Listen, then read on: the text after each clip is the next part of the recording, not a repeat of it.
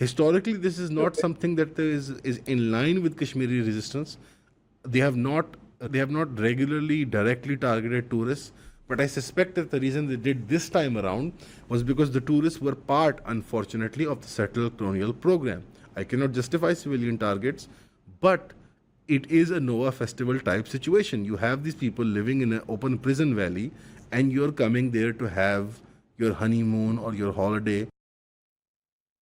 Ladies and gentlemen, I now present to you the world's best connected prison camp with a dozen direct flights, at least one train a day, and 3 highways heading out to a non-prison camp destination in the rest of India.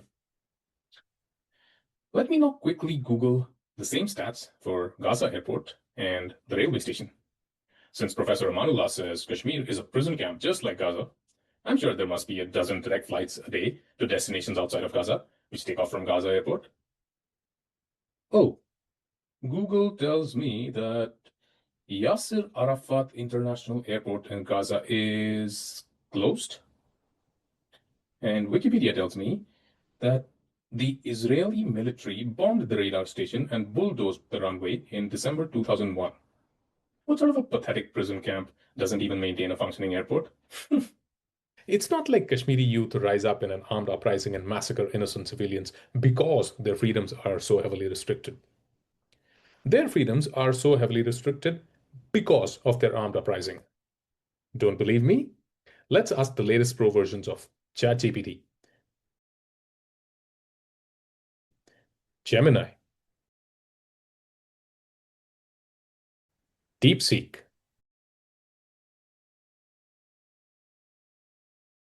Perplexity,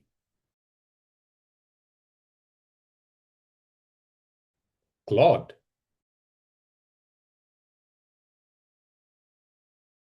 and Grok.